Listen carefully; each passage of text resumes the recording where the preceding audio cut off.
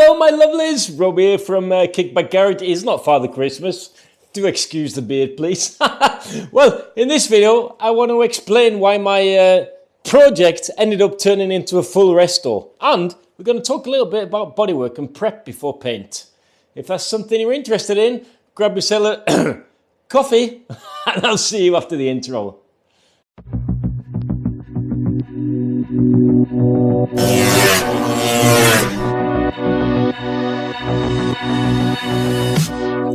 Messing around with these cameras, batteries going flat. Markerte det med regn, alle sprang I lag og ville komme under tak. Ingen av oss merket at du hadde falt I frak, hvorfor valgte du å dra? Hvem I faen kunne se den komme? Da høsten tok over, sa vi hadde brått la oss sommer. Well, as you can see, yeah, it's just turned into a full-blown project for some strange reason. I was planning on just painting the loop, but because I needed to take out the tank anyway, I decided, oh well, maybe I should paint the tank, and then it just sort of bowled itself on from there, really. So I've been talking to my painter, and he reckons that the best type of primer is a good paint. So instead of sending this off to the blasters, and to save me a few pennies, quite a few pennies actually, it makes his job a lot easier if I do the prep in my garage, so that he can just shoot the paint when I send it over to him. And it's a time thing as well. Suddenly, spring is here and my scooter is in bits. I've really got to get my skates on. So what I ended up doing is, as you can see, I completely stripped the frame, and it's got some chips and dings, but they only go down to the original primer that was on this. So we can use a little bit of what's it called? A little bit of filler. And a little bit of prep, and it should be able to shoot this in one setting, really. And that's the thing as well, that it saves my painter a lot because there are a lot of nooks and crannies on the lambretta frame, and it saves him quite a lot of work trying to prep that. So hopefully he'll be happy. Well, until he sees the state of the leg shields, he's going to be happy at least. But anyway, the plan is I am going to drive this up to him early in the new year, this weekend I think, and we'll see how he does. Normally, he does a little bit of moonlighting for me. Normally, he only uses like a couple of weeks and he's got it all sorted. So, but I imagine the leg shields needs a little bit more work, so hopefully I can push him a little bit so that he can get it done, so I can get started on the build again. Right, before I babble on anymore and bore you to death, I mean, it is New Year's now, and maybe you got hangovers and stuff like that. Don't be naughty. What I want to do is just go through a couple of things. Like when I did the TV 175 rebuild, I was struggling a little bit when it comes to putting all that stuff together, because I had paint where I didn't want it, and I had to strip the paint, new paint, off places it shouldn't be. So I thought I'd give you a few tips on what to do, so it saves you a bit of time when you get these things back from the painters. Right, let's have a look. Right, well, one of the good things about getting your frame sandblasted or your part sandblasted is that it gets in all the nooks and crannies, and lambretta frames have got lots of those. So this was really quite filthy because it does get used quite a lot, and it's been 12 years since its last respray. So to get in all these nooks and crannies, I actually had to scrape out the crap with the help of a screwdriver, one of those dental tool picks, and my wife's toothbrush. Do you think if I put this back that she'll notice? I'm not sure. Well, I won't be kissing her tonight anyway. But so I used loads and loads of time trying to get all this stuff out of the frame. In fact, I found a bit more here. What's that? I think that's a stone. There you go. What's that? It was a stone. Nice. Another bit to another less piece to not worry about. Anyway, my garage is absolutely filthy because sanding stuff down, what I did, I got the tip off my painter is the best stuff to use if you're just going to use the original paint as primer is use this Scotch-Brite M3 pads. And my fingers are absolutely killing me. Super numb on the end of my fingers, trying to get in all these nooks and crannies ready for paint. Now, one thing I complained about on the TV build was that I had to remove new paint to be able to fit things. So it's really, really unnecessary. It's very easy to prep a lambretta frame and parts in general for paint. And I'm not sure if you can see it, but I have put some masking tape on the inside here where the cones fit, because that's a sort of an interference fit. They need to be kept free of paint. So you can see I've done that. Another top tip is if you see here, there is a screw there. I'm not using the slug clips. I've got the old-fashioned method, as this scooter was built quite a few years ago, of it's got a captive nut on the back on a plate, which is riveted. I'm happy to say, because I was actually thinking about removing this while I had it off, but I'm happy to say that the rivets are still sitting pretty, and the captive nut threads are all good. So I'm just going to keep that as is. And what you may be able to see protruding there is I've fit a screw in the thread, because there's not really, if you've got some old screws lying around in the garage, then just bung them in the holes where you don't want paint. Because, you do stand the chance of cross-threading stuff when you chase threads with a tap. And if you just put screws in there, then it saves you the job when it comes back from the painter. Another couple of things. Let's have a look. Another top tip is what I've done in the past, and what I'm doing here is, it's probably quite hard to see, but you can see like a blue spot there. What I did there was, on the bracket, that is down to the metal. It's always been, because that's where I pull my main earth from, which connects to the backlight and to the CDI. And I've had really good luck with that, with using that. And it's in a place where I can get to it in case it starts rusting or something. I can give it a bit of a polish, and it's easy to clean up my points. Anyway, my point is, is that I get a washer, and I put that on the on a bit of masking tape, and I cut around the washer with the masking tape, take off the washer, obviously, and then fit the masking tape to that circle there. So when it's been finished painted, this frame, I can simply peel off this masking tape, and I know I've got a proper earth right down to the metal, instead of having to mess around with screwdrivers and stuff to scrape earth points back in place again. So that's what I do with these. Another thing that I've done is, obviously you should tape up your threads for your rear shock, and the actual rear shock, what's it called, stud or whatever you want to call it, that's in the frame there. I tape that up as well, because it is a quite tight fit, so if you've got paint on there, you probably end up having to remove it anyway after the paint. So that's good. And I normally, like I've done here, I don't tape off the end, because I like to have this the same colour as the scooter, because it looks posh. You can also see that the bracket here has been welded into place, and I have just added some primer there and matted that down, because there is some places he's going to have to put some primer, because I ran out.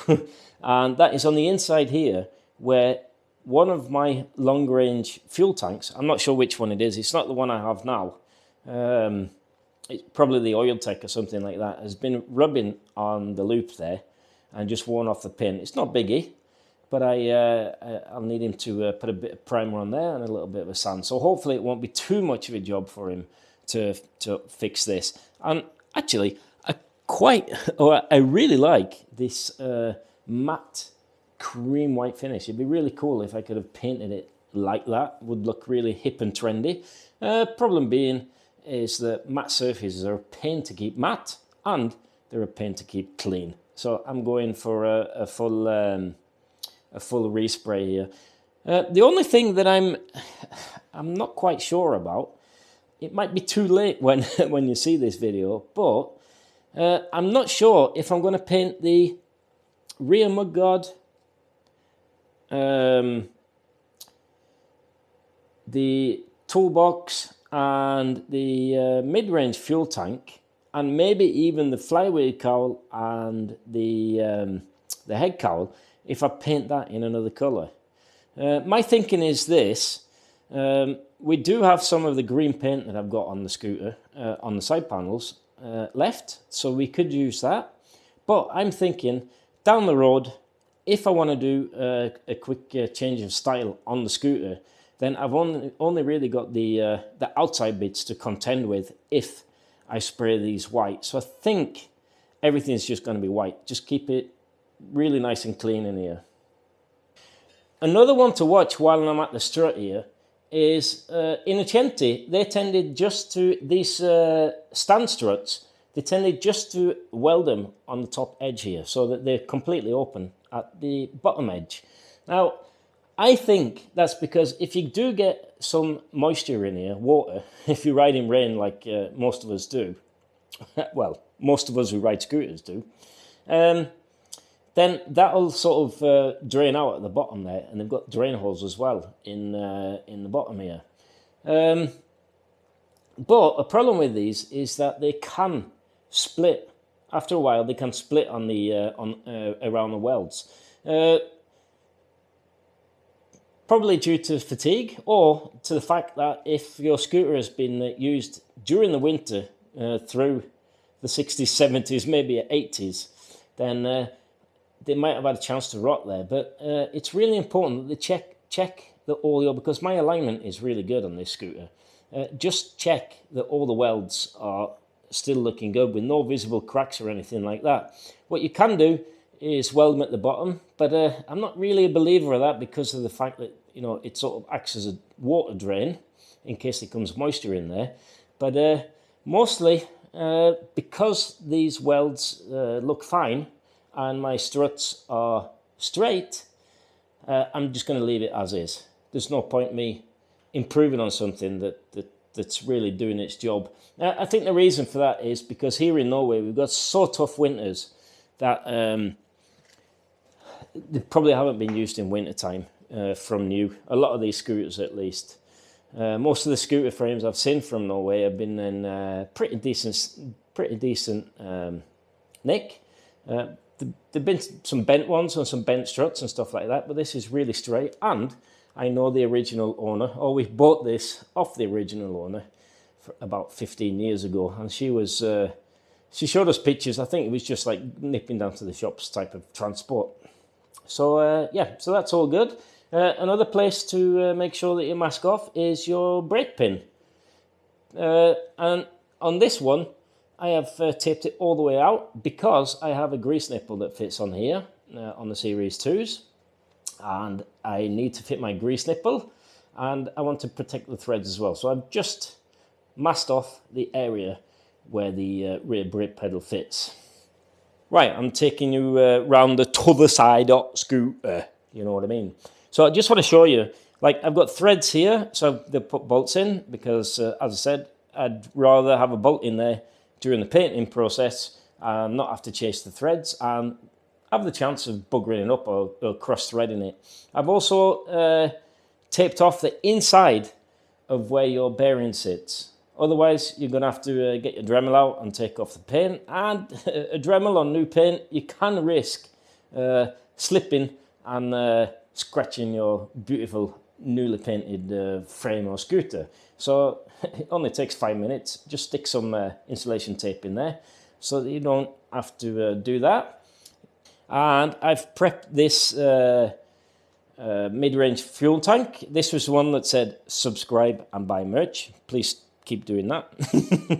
Anyway, I've rubbed that off because I'm now going to paint this. It was in primer originally, so I've just mapped that down and I've taped off the top where the tank cap fits, and obviously I've taped off, I can't pick it up with one hand, without the, without the chance of dropping it. But anyway, just trust me on this. I have also taped up the threads. And another thing, when you're doing hubs and stuff like that, especially the rear hub, you have this area where you've got the plate that sits, the locking plate, or the, I'm not sure what to call it, you know, where you put the grub screws in.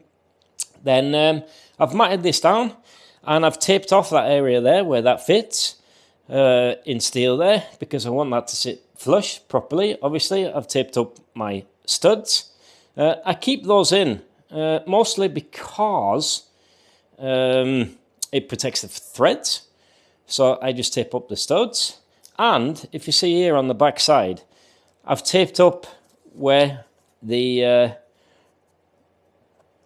brake sits, so that you don't have to scrub off all the new paint on my from my braking surfaces. So when this comes back from paint, it's just a case of me just having to take off the masking tape and fit in it. It does take a little bit of a while to do, but it's well worth it, because when you start putting it together, you really will appreciate the work that you put in before you send it off to the painters. Whiskey time. No, coffee time. I have to say, I am really, really looking forward to get this up to the painter, because it's hard to see, but my cupboards are grey because I've got dust everywhere. Even though I did this without power tools, it's a really, really dusty job. If you can, do it in your mate's garage or in your kitchen. Did you see that video of the fella washing his cases in the washing machine? I love that sort of stuff. My wife would have killed me. But yeah, maybe I should do that with mine. Anyway, another thing I do, now that I've finished rubbing it down, I use this stuff here, which is silicone remover, because silicone is the worst thing for paint. If you've got any form of silicone, I mean, I do use silicone when I fit the rubbers, before I fit the leg shields and stuff like that. You'll see that when I start building this up again. But it's really important that you take that off with some silicone remover. Because if you don't do that, you'll end up with like craters in the new paint, which is not very nice and a complete pain in the bum. So once this has gone up, I can tidy up the garage. And while I'm waiting for the paint, I'm probably getting an earful from my painter now and again while he's swearing about my prep work. Oh, I was going to show you the headset. I forgot that one. But it's just a case. I've just matted it. I've taken out the lock and I've stuffed the area where the lock fits. I've stuffed that with paper and I've taped up where the plunger sits. Now, the lock on this has never ever worked. I bought a new pin and new spring, and I've actually used a little tiny die grinder in there to take off the paint, because this was painted with that in the last time this was sort of restored. And what that did, it just made that stuck. So if I use the lock, and it happened a couple of times because I'm so forgetful, we never hardly have to use the locks here in Norway. That's actually a funny story. When the Brits come over to, we've had some Brits on the Norwegian rallies, you can tell which scoots are the Brits because they've got like 300 locks on each scoot and all the scoots are locked together. But here in Norway, yeah, we haven't got that much crime, especially like old mopeds. What do they want those for? Anyway, so I did use the lock once at a rally in a situation where I was in the town centre and I couldn't get it up again because the pin stuck. And that's something I'm going to go through when I build it, show you how to remove and replace the lock mechanism on the lambretta. So I've just mapped down the paint. I haven't done it on the inside because that's not important. It's the outside that's important for me. The inside looks great. I've taped off these areas where obviously the throttle and clutch sit, because they need grease on them. I'm going to do a couple of upgrades to this as well, so that'd be worth watching. And as you can see, I've put the screws on the inside through the threads, so that when this gets painted, I don't have to chase the threads on that either. And even taking out that little green, I bought a new green one. You know what I mean? The old, yeah, Doesn't work on my jockeys, but all the same, it's got to be there. And yeah, so that's what I do there. So with that, I want to, first off, my hands are really sweaty when I'm wearing gloves. The thing is, you shouldn't really handle stuff that's ready for paint with your bare hands, because even fingerprints can show up when they spray them. Another tip there. I am not a painter. I'm absolutely clueless about painting, but I have got a few things painted. My friend Steve is a painter, and I just use the information he gives me when it comes to this sort of stuff. I leave that stuff to a professional, because even though you can do it at home with tins if you want and get a decent finish, I've always used pros for that sort of stuff. Anyway, back to the plot. So, while all this stuff is at the painters, I'm going to give the garage a proper thorough clean. I am going to clean the engine, because that's really, really dirty. Now that I've taken off the covers, I can see if there's any apparent air leaks, and there isn't. It's all tight and nice. I do have to adjust the timing. That's coming on another video. Next video, probably after I've tidied up the garage, it's probably BSA based, something about the Magdino that I need to do, and then I've got a few niggles there I need to sort out while I'm waiting for the paint. And then when I've done that, hopefully within 2 or 3 weeks, I should be able to start building this again. I'm really excited about that, and I'm not quite sure what the colour's going to be either, so that'll be a surprise for everybody, I suppose. Love you and leave you.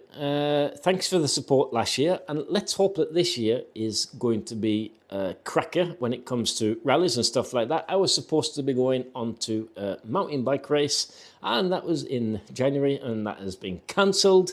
So yeah, it's not really promising too much, is it? But anyway, hopefully the riding will be just as good as last year, even though we might not have all the rallies that we wish for. And I'd just like to say thanks again for supporting the channel. Don't forget, if you like this sort of stuff that I do, give the old big thumbs up, do the old subscribe, and I'll see you all in the next one. Happy New Year. Skål, as we say in Norway when we're drinking coffee.